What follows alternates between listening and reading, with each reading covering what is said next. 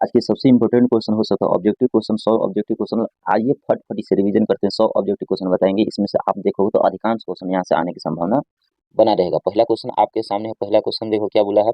100 कौनो भी 100 होगा तो उसका उच्चारण नहीं होता। तला में 100 अगर होगा ना तो इसका तला में 100 तालू से निकलता है। अगर पिठखरवा 100 रहेगा हई वाला, ये मूर्धन्य 100 होता है हई वाला। अगर रहेगा हई 100 ध्वनि 100 तो रहेगा दंत 100। समझ रहे हो? तो तीनों में से देख लेना कौन सा पूछा है। तो ये पूछा है मूर्धन्य 100। तला में 100 का मूर्धन्य स नहीं है तो मूर्धन्य स का होता है मूर्धा। कलामी स का होता है तालु से, और ध्वनि स का क्या होता है दंत से होता है। चलो ठीक है। दूसरा क्वेश्चन देखो। दूसरा क्वेश्चन क्या बोला है। दूसरा क्वेश्चन बोला है इनमें कौन सा हर्षव है। हर्षव होता है और इनमें से कौन सा योजक चिन्ह है। योजक चिन्ह का मतलब ये होता है, योजक चिन्ह का उदाहरण है। इसी प्रकार देखोगे हाजी 4 नंबर क्वेश्चन। 4 नंबर क्वेश्चन क्या बोला है। इनमें कौन शुद्ध है। विलिन ऐसा ही शब्द है। समर्पित में देखो तो छोटा पी रहता है। बहुमुखी में छोटका हु छोटका मुंह रहता है। ताली में बड़का ली रहता है, तो इसलिए आंसर हो जाएगा बी। इसका आंसर होगा जिन व्यंजकों के उदाहरण में श्वास पूर्ण रूप से अल्प मात्रा में निकलता है उस उसमें हकार जैसी ध्वनि नहीं होती है, उसे हम कहते हैं अल्प प्राण। अगला देखो मस्त वाला है क्वेश्चन है यार, कि जब एक ही ध्वनि का द्वित्व हो जाए तो वो क्या कहलाती है। तो उसका आंसर होता है युग्मक ध्वनि। अगला है यशोदा। महोत्सव होता है, यशोदा होता है, ये होगा महा प्लस उत्सव। आंसर हो जाएगा डी।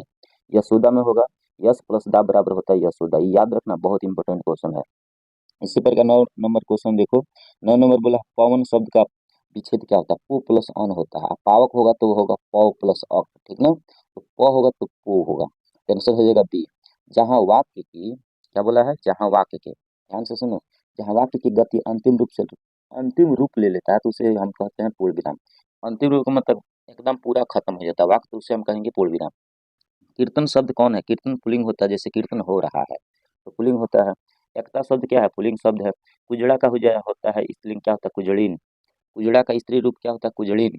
इनमें कौन सा शुद्ध वाक्य है। इसमें देखो कौन शुद्ध है, हमारे शिक्षक प्रश्न पूछते हैं शुद्ध है। परिणाम शब्द में कौन सा प्रत्यय है, उपसर्ग बोला है तो परी। गायक में होता है गायक प्लस गौ, गय प्लस अक होता है अक। सही आंसर हो जाएगा डी। रचना की बनावट के आधार पर शब्द कितने प्रकार के होते हैं, तो बताओगे 3 प्रकार के होते हैं। कितने प्रकार के, 3 प्रकार के होते हैं। निम्न में से कौन सा यौगिक शब्द है। यौगिक शब्द का मतलब होता है जो मिश्रण होता है, जिसमें 2 या 2 से अधिक शब्दों का मिश्रण होता है। तो दूध वाला, दूध बेचने वाला, इसमें मिश्रण है। कौन सा तद्भव है, तद्भव याद रखना, आग तद्भव है। और कौन तत्सम है, तो खरपर तत्सम है। जो संस्कृत से डायरेक्ट संस्कृत के जैसा हिंदी होता है ना, वो तत्सम होता है। संस्कृत से बदल कर हिंदी लिया जाता है तो उसे हम तद्भव कहते हैं, याद रखना। राम ने पुस्तक पढ़ी है, तो राम ने पुस्तक पढ़ी है किस प्रकार के वाक्य, पढ़ी है वर्तमान में। वर्तमान में वो भी वाक्य पूरा हो गया है तो हम कहेंगे पूर्ण वर्तमान काल, ठीक ना। हिंदी के सर्वनाम के कितने भेद होते हैं, 6 गो। हिंदी में सर्वनाम के कुल 6 प्रकार के भेद होते हैं। अगला क्वेश्चन यहाँ से देख सकते हैं। मोहन ने कुछ नहीं खाया है, तो मोहन ने कुछ, यहाँ जो कुछ है ना अनिश्चित है। कमल तोड़ना, बहुत बढ़िया लिखना। निरंतर लिखना, इसका निरंतन भी होता है, निरंतन लिखना भी होता है, बहुत बढ़िया भी लिखना होता है। आंख जो लिखा ना, आंख के अंधे गाठ के पूरे, ये होता है मूर्ख धनवान। निम्न में से कौन सा अशुद्ध शब्द है। देखो चिड़िया में छोटा ऋण रहता है, बाकी सब शुद्ध है।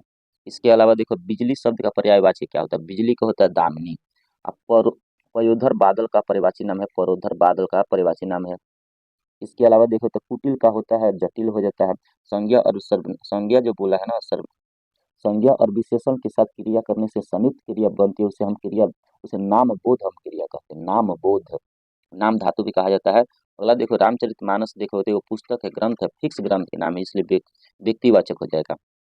कश्मीरी सेब सिंदरी लाल होता है, तो सिंदरी यहाँ वाक्य प्रविशेषण है, प्रविशेषण।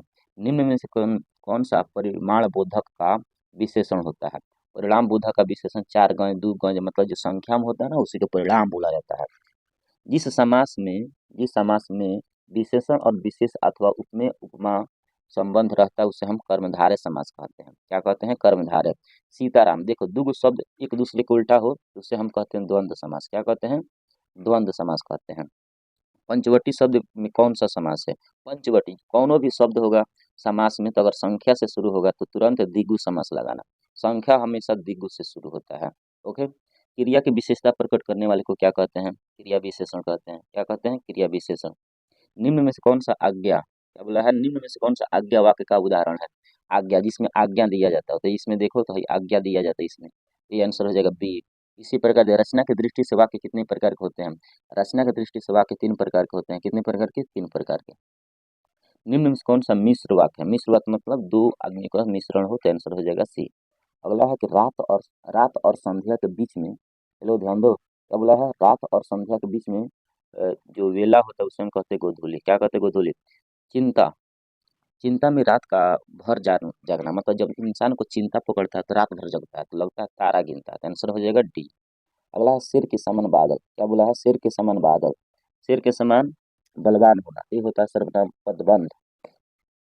निम्न में से कौन सा कर्ता कारक ने चिन्ह का प्रयोग नहीं होता है, भूलना में नहीं होता है, बाकी सब में होता है। यहाँ एक और अनेक का बोध कराने वाले शब्द को क्या कहते हैं, एक वचन कहते हैं। एक होगा तो एक वचन, और दो या दो से अधिक होगा तो बहुवचन।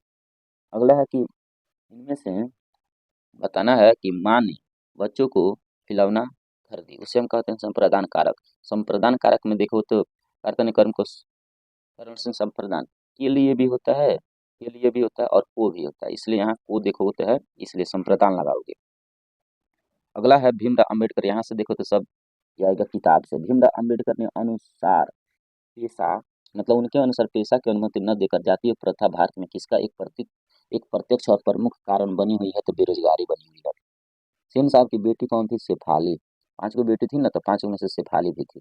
मैक्स मुलर साहब से जो क्वेश्चन पूछेगा ना, मैक्स मुलर रचित भारत से हम क्या सीखे, उसका विधा क्या है, विधा तो बताओगे भाषण है। क्या है, भाषण। अगला है कि बाण भट्ट की जो आत्मकथा है ना, ये क्वेश्चन एकदम रिपीट कर लेना, ये हजारी प्रसाद द्विवेदी का हो जाता है। हिंदी तथा उसकी विभिन्न प्रकार की जो बोलियां होती है, वो देवनागरी भाषा में, देवनागरी लिपि में लिखी जाती है। इसके अलावा हम बता दें, चल चुपचाप अपना रोटियां बना लो। तू सोचता है कि मैं तुम्हें पतली पतली नरम नरम रोटियां सेक कर खिलाऊंगी। यह कथन बहादुर के किस कहानी के पात्र है, तो बताओगे लेखक की पत्नी निर्मला जो बोलती है तब। गुरु नानक हिंदी के किस भक्ति धारा के कवि हैं, तो निर्गुण निर्गुण संत भक्ति धारा के कवि हैं। कृष्ण भक्त कवि, क्या लिखा है, कृष्ण भक्त कवि रसखान किस छंद के सिद्ध कवि हैं, तो सवैया। कवि घनानंद किस मार्ग को अति शुद्ध कहा है, प्रेम मार्ग को। प्रेम मार्ग को बहुत अति शुद्ध बोला है, ठीक है। इसी प्रकार 56 नंबर देखो क्वेश्चन क्या बोला है कि कवि प्रेम घन का पूरा नाम क्या होता है। आपको हम बता दें, प्रेम घन का जो पूरा नाम होता है, बद्री नारायण चौधरी प्रेम घन होता है। 57 है, पाठ्य पुस्तक में भारत माता शीर्षक कविता में किस काव्य संग्रह से लिया गया है, ग्राम्या ग्राम्या ग्राम्या से लिया गया है। कवि हजारी प्रसाद द्विवेदी, कवि रामधारी सिंह दिनकर की दृष्टि में आज के देवता कहाँ मिलेंगे, खेत खलिहान में मिलेंगे। कहाँ, खेत खलिहान में। बी आर नारायण ने किस कहानी के अनुवाद किया है, तो दही वाली मंगवा से, दही वाली मंगवा से। अगला है मंगू को झूठा, मतलब उसका लाड प्यार सब बिगाड़ दिया है, तो इसका आंसर देखो माँ जी की बड़ी पुत्री। एक इस पर संदेह है, एक बार अपना नोट में देख लेना क्या होगा, बहू नहीं तो ये दोनों में से कोई एक होगा, तो आप एक बार देख लेना बाबू, कन्फर्म देख लेना आप। टीले की ओर निकलते निकलते लक्ष्मी, क्या बोला है, टीले की ओर निकलते निकलते लक्ष्मी किस के इंतजार में कुछ पिछड़ गई है, तो अच्युत, तो उसके जो बड़का लड़कवा है ना, उसी के इंतजार में पीछे हो गई है। वली अम्मल के गांव के नाम क्या है, डिप्टी। मुन्ना डिप्टी नाम था। धरती कब तक घूमेगी, कैलाश की पत्नी का नाम था राधा। इसी प्रकार देखो मानस का रचा हुआ, जो बोला है ना, मानस के रचा हुआ सूरज मानव के भाप बनकर सूख गया है, हिरोशिमा नामक पुस्तक से, मतलब चैप्टर से लिया गया है, कविता से लिया गया है। आत्मजयी प्रबंध वाक्य के रचनाकार कौन है, कुंवर नारायण है। कवि रेनर मारिये के अनुसार भगवान की कृपा दृष्टि कहाँ पड़ जाती है, कपाल पर। कहाँ, कपाल पर। कवि रेनर मारिये रिल्के के अनुसार बिना भगवान के भी एकांकी और निरुपाय हैं। भक्त के बिना भगवान एकदम अधूरे हैं। समकालीन हिंदी का अगर पूछा जाए, समकालीन हिंदी कवित्व में कवित्री अनामिका का जन्म हुआ है मुजफ्फरपुर बिहार में हुआ है। मुजफ्फरपुर बिहार बताओगे। कवित्री का कवित्री जो है ना अनामिका, कवित्री अनामिका के अनुसार सृष्टि के विकास कथा के प्रथम अक्षर क्या है, तो बताओगे पहली विफलता पर जब लड़का का आंसू छलक जाता है ना, तो वहीं प्रथम अक्षर होता है। हमारी नींद शीर्षक कविता में धमाके से देवी जागरण कहाँ होता है, मंदिरों में होता है, देवी के मंदिरों में। कुलसुम, क्या बोला है, कुलसुम की देसी घी वाली कचौड़ी उस्ताद बिस्मिल्लाह खां क्या कहते हैं, संगीतमय कचौड़ी कहते हैं। मछली शीर्षक कहानी में कौन कहते हैं कि मछली जब मर जाती है तो उसकी आंखों में झांकने पर उसकी परछाई नहीं दिखती है, तो आंसर होगा दीदी बोली थी। कौन बोली थी, दीदी। हिंदी कविता में प्रयोगवाद, क्या बोला, हिंदी कविता में प्रयोगवाद का सूत्रपात किसने किया है, तो अज्ञे साहब। अज्ञे का पूरा नाम होता है सचिदानंद हीरानंद वत्स्यायन अज्ञे होता है। 74 नंबर क्वेश्चन देखो क्या लिखा है कि निम्न में से कौन सी शीर्षक कविता पर्यावरण, मनुष्य और सभ्यता के विनाश की अंतर्व्यवस्था को अभिव्यक्त करता है? तो बताओगे वृक्ष की हत्या, एक वृक्ष की हत्या। अगला है मंगमा किसके मन को वश में करने के तीन चार गुण माँ जी को बताती है, पति को वश में करने का गुण बताती है। सीता अपने दो चार पूर्व पल्लों को गठरी में बांध कर कहाँ निकल जाती है? कहाँ से निकल जाती है? घर से निकल जाती है हमेशा के लिए। निराला की साहित्य साधना पुस्तक का लेखक कौन है? तो बताओगे रामविलास शर्मा। निम्न में से कौन से उड़िया के प्रमुख कथाकार है? उड़िया भाषा में जो ढहते विश्वास है ना, वो सात कोड़ी होता है, सात कोड़ी होता। कभी जीवनानंद दास के क्वेश्चन पूछा जाए, कभी जीवनानंद दास यदि अगले जन्म में हंस बनेंगे तो हंस किसका होगा? किशोरियों का होगा, लड़कियों का होगा। महात्मा गांधी, जो बोला ना महात्मा गांधी कह रहे हैं कि महात्मा गांधी की दृष्टि में सबसे उदात्त और बढ़िया शिक्षा क्या है? तो अहिंसक। अंतर्राष्ट्रीय स्तर पर महात्मा गांधी के जन्म दिवस को किस रूप में मनाते हैं? अहिंसक। आविन्य शीर्षक पाठ में बोला है ना, आविन्य शीर्षक पाठ के अनुसार कविता पंक्ति में जैसी तुम हो नदी तो जैसी तुम हो कविता, तो आंसर होगा जैसी तुम कविता हो वैसे एक नदी है। अगला है कि पंडित बिरजू महाराज, ध्यान से सुनो, मस्त क्वेश्चन है। पंडित बिरजू महाराज अपना सबसे बड़ा जज किसको मानते हैं? अपनी अम्मा को, अपनी माँ को जज मानते हैं। ढाते विश्वास शीर्षक कहानी में लक्ष्मी किसका रूप देखकर सशक्त हो जाती है? आसमान में जब देखती है तो बहुत ज्यादा घनघोर बादल है, बारिश होने वाला है, तो एकदम चौंक जाती है, तो अब तो बड़का खतरनाक बाढ़ आने वाला है। चारों ओर खड़े डॉक्टर बारी बारी से आकर उसकी सहायता से पापाती की आंखों का भीतर भाग का परीक्षण करते हैं, किसके माध्यम से करते हैं? तो बताओ तो इसका आंसर क्या हो जाएगा? Ophthalmoscope, ophthalmoscope. अगला क्वेश्चन देखोगे, क्वेश्चन है 86 नंबर। भक्ति, क्या बोला है? भक्त कवि गुरु नानक के पद किस भाषा में रचित है? तो पंजाबी और मिश्रित भाषा। 200 बयान वैष्णव की वार्ता के अनुसार कबीर स्थान को किसने पुष्टि मार्ग में दीक्षा दी है? तो बताओगे विठल दास। जनतंत्र का जन्म अगर पूछा जाए, जनतंत्र का जन्म अगर पूछा जाए तो बताओगे जनतंत्र का जन्म शीर्षक कविता मिट्टी की अबोध मूर्ति कौन है? जनता। परंपरा का मूल्यांकन शीर्षक कविता के अनुसार साहित्य में मनुष्य की कैसी भावनाएं प्रतिफल होकर उसे प्रमाणित करती है? तो आदिम भावनाएं।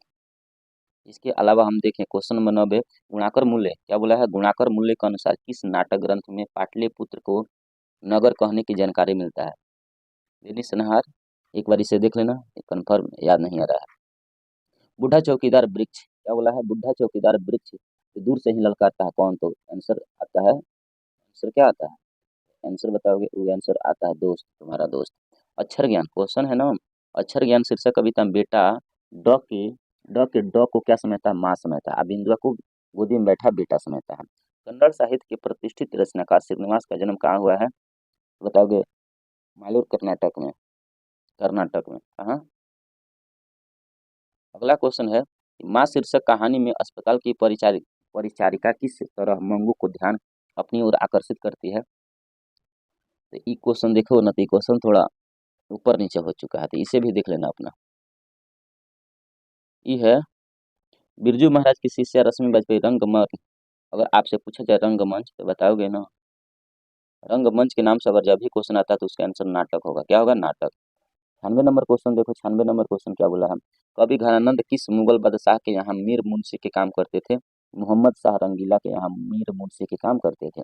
मैक्समुलर, मैक्समुलर से जब भी क्वेश्चन आएगा कि पहली बार भाषा के अध्ययन के मानव जाति के संपूर्ण इतिहास को एक वास्तविक रूप में पहली बार प्रकट करते हैं तो संस्कृत में।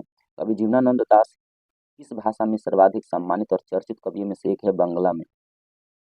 98 नाखून क्यों बढ़ता है? तो अगर इस प्रकार के क्वेश्चन आए, नाखून क्यों बढ़ता है, इस पाठ में जो हथियार का वज्र है ना, इंद्र मुनि का हथियार के जो वज्र है वो दधीचि मुनि का हड्डी से बना हुआ है।